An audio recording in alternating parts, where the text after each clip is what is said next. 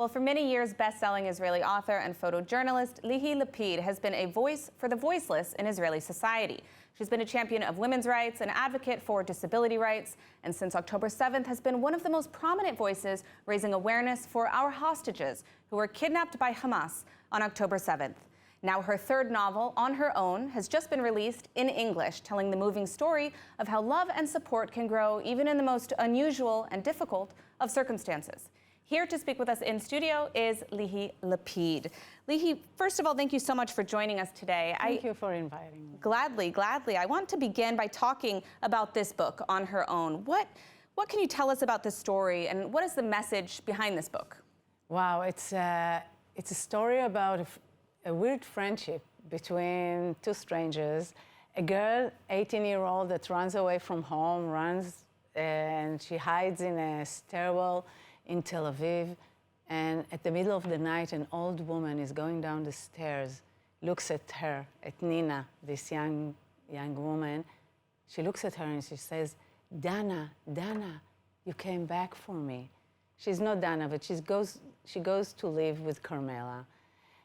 For me, the fact that it's in English now, it's really, really strong, because it was translated before 7th of October.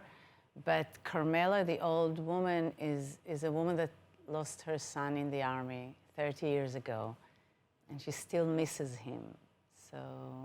So for me, the fact that people will read it outside of Israel and realize that a soldier for us is a son and not just a war machine, so it's really emotional for me, the fact that something even more relevant than perhaps initially expected when you translated it. Definitely. Yeah. I didn't expect it to be so relevant, and also it talks about the family of Carmela lives in America. She lives in Israel, and her son, startup nation, he goes to live in America with his kids.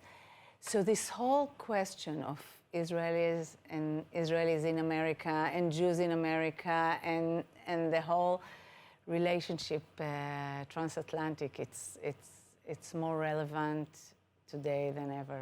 Absolutely.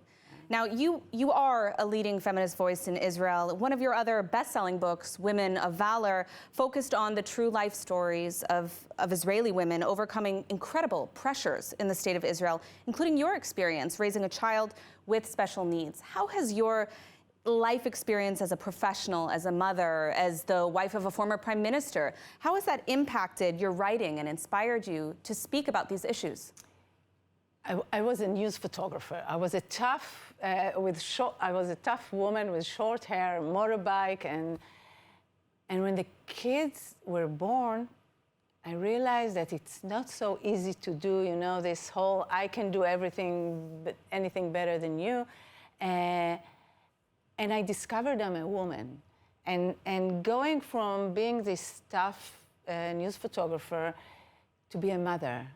And I think I have this looking at motherhood in a different way. And when I realized Yael is autistic, and she's 27 years old now, but she doesn't speak. And she took me and Yair to a journey that is inside a family. And how do you keep the family strong? And how do you keep the family? I remember one day you said, this family needs to be happy again.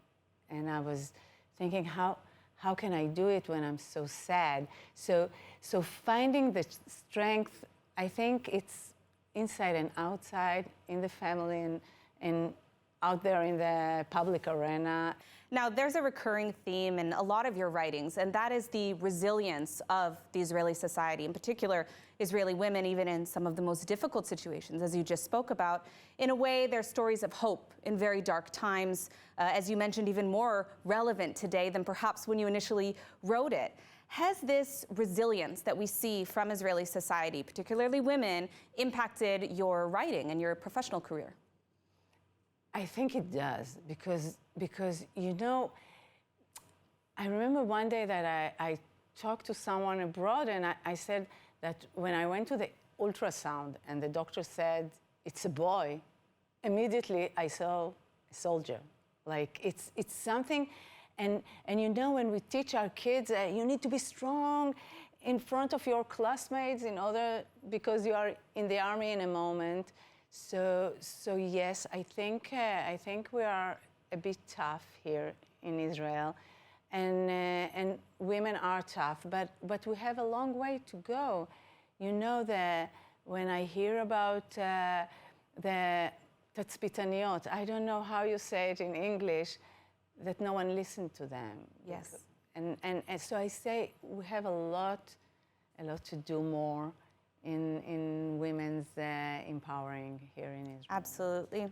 We are running out of time so quickly. I just wanted to shift gears a little bit to the hostages, because you've done so much incredible work raising awareness and supporting these families no matter what happens. What do you think can be done now to help bring them home?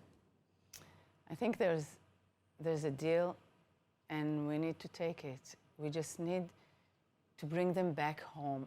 I'm talking as a mother. I see the mothers.